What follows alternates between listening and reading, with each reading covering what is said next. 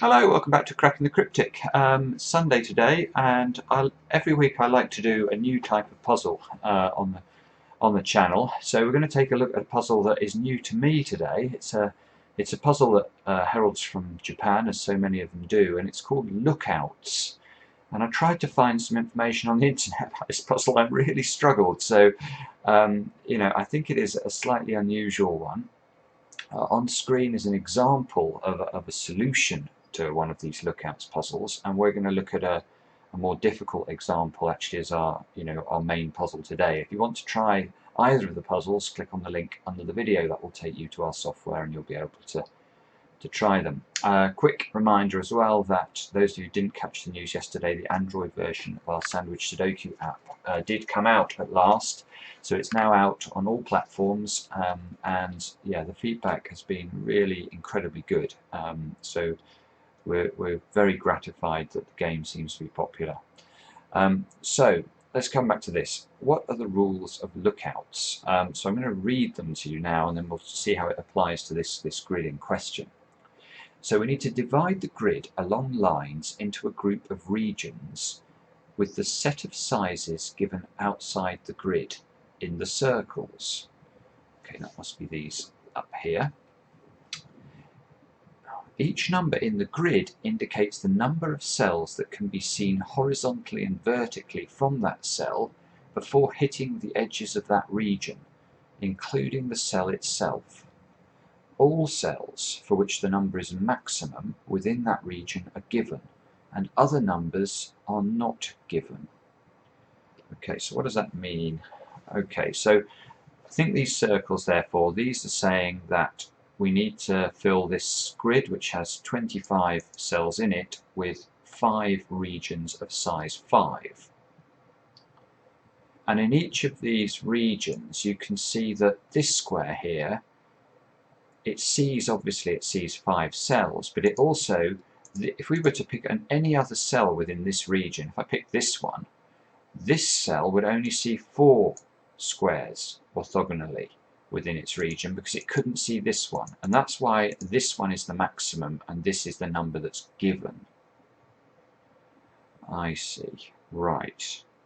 So these 4s, even though they're part of a 5 shape, these are the maximum cells in their region because both of them see, that one sees those yellow cells and this one sees these cells. And if we pick any other cell, this one would only see 3 cells that way. This one would only see 2 cells actually. Right, goodness. Okay, let's have a look. I'll get the main puzzle up. Now this puzzle has been suggested to us by Andrew. Thank you very much for sending these in, and they are by a puzzle setter called Eden. Now I've heard of Eden. Eden is the reason I've heard of him is that he features in Alex Belos's book called Puzzle Ninja as one of the sort of bright up-and-coming stars of the Japanese puzzle scene. So meant to be an incredible setter. So yeah, we might be in for a treat. So this grid looks rather more difficult, doesn't it? Right, okay, so you can see we've got lots of different sizes. So we've got to have 1, 2, 3, 4, 5, 6, 7, 8 regions of size 4, 4 of size 5, 2 of size 6. So the grid is 8 by 8, so 64, 20, 32, yeah, that's right. So that arithmetic works. Okay, so how would we do this? I think what I would do is I would start at the corners, because this 6 cannot just go vertical, because if it did, we should have a 6 in every single one of the cells in the shape. So we know the 6 must bend, and because 6 is the highest number in the puzzle, we know that this square orthogonally sees every square, which I suppose is obvious because it's at the corner, but let's just start putting in some colouring and seeing if we can work out how this might look. So those two, so this square is not part of the 6, is I suppose what I was trying to get at before.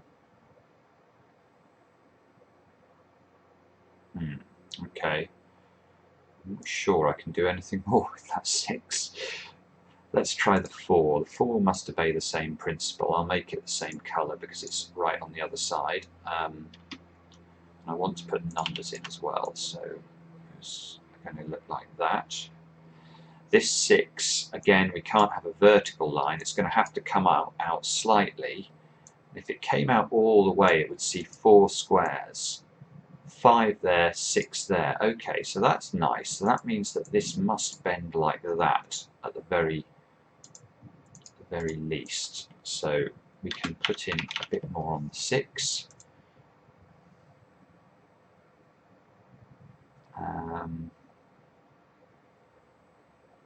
Hang on. Well, this 6 must see orthogonally all of the cells in its shape. So this square cannot be part of this 6 shape. Therefore, it must be part of another shape, and the only one it can be part of is this one. So these two are connected.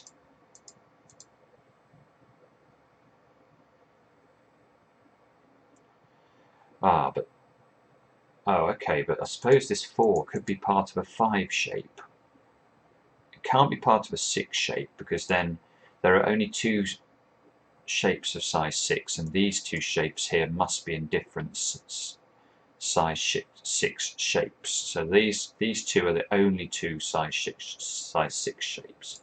In fact, how many black clues have we got here? We've got 1, 2, 3, 4, 5, 6, 7, 8, 9, 10, 11, 12, 13, 14. Right. Okay, well there's something interesting. So we've actually... right. Okay. Now that is very interesting.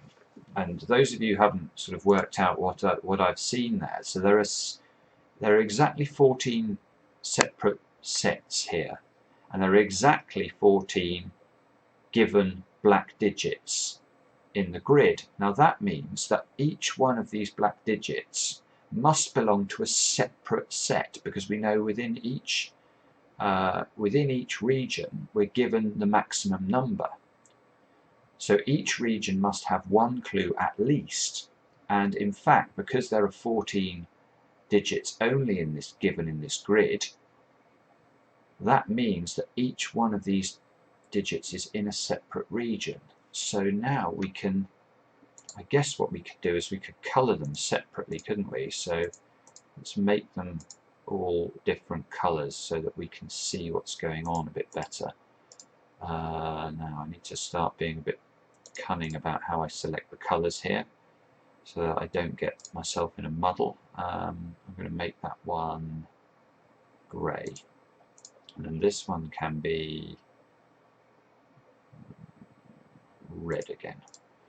This one can be blue. That one can be...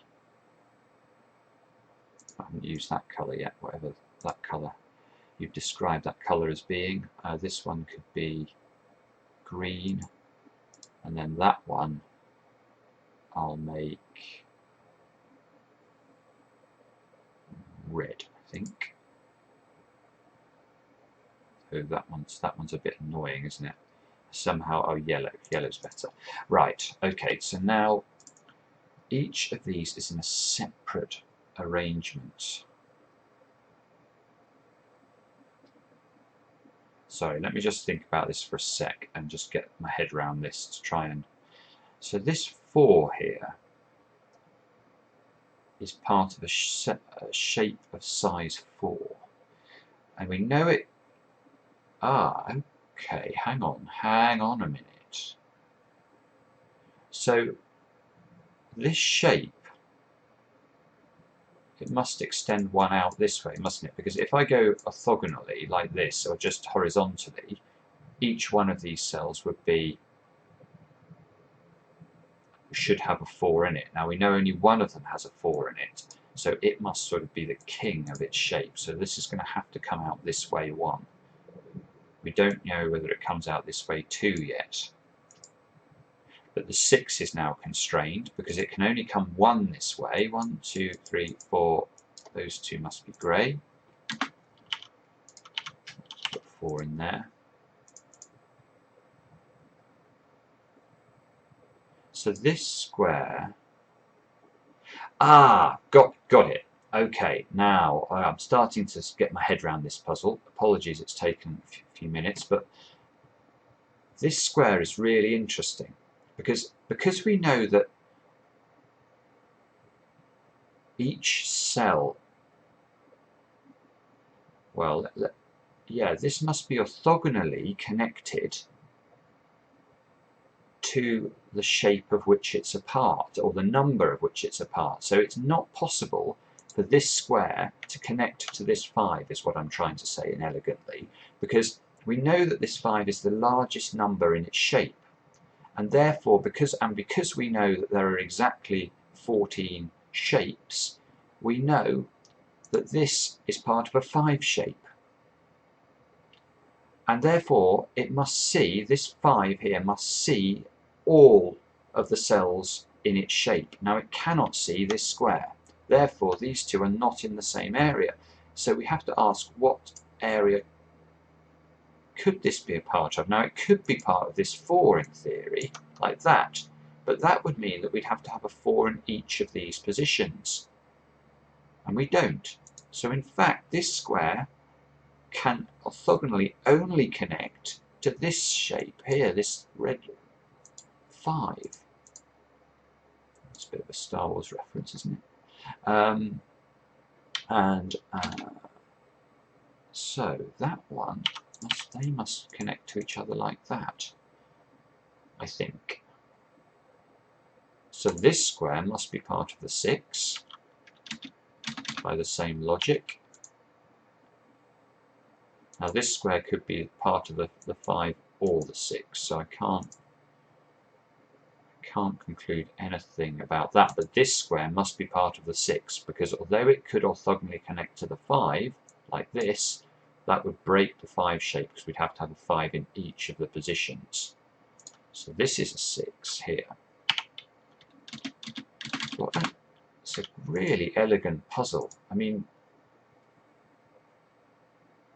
now again we can look at this square. This square can't connect to this 4, because then we'd have need a 4 in each of the positions, so it must connect to this green 4.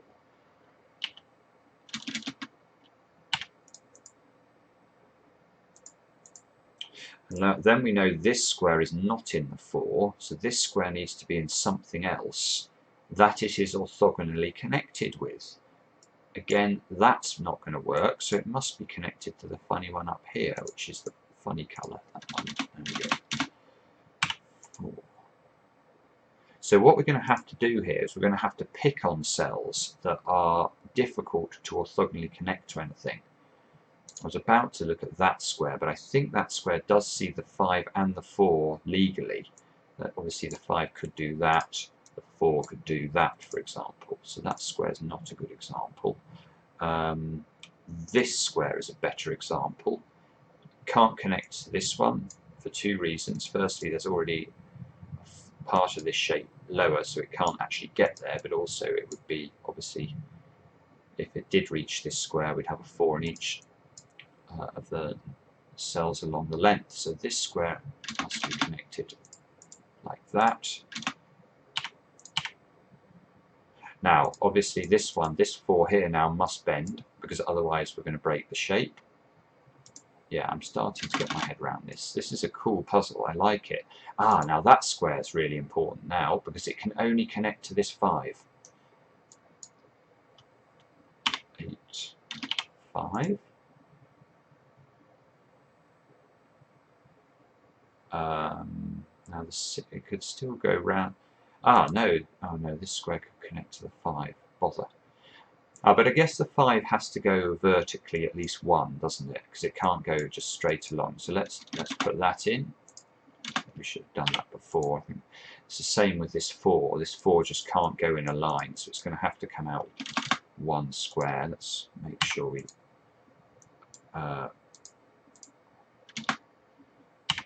knock off the easy givens. In fact, that square as well is going to have to be part of the 4 shape, because, well, it just does.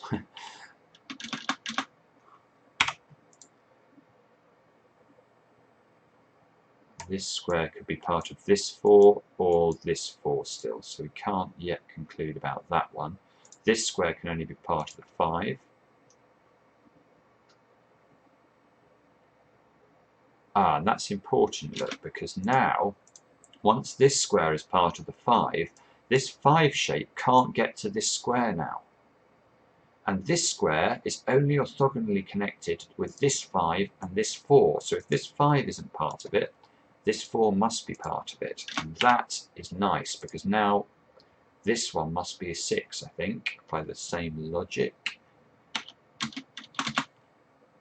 Which means this must be green. Now this square it can't be part of the 6, because then the 6 would be of size 7. So its only option is to be part of the yellow 5 situation. Let us know, by the way, if you enjoy solving this puzzle, or watching me solve it, depending on what you did, then do let us know, and I'll try and find more of these puzzles, or ask for more of these puzzles. I'm certainly quite keen to get my hands on more of these. This is interesting, and it never ceases to amaze me the number of ways you can make a good, interesting puzzle from different sorts of rules regarding region division of a set of boxes. Right. Anyway, let's go back to this. Which square is the weak point now? So this square now sees nothing that it's valid except this grey. So this is all part of the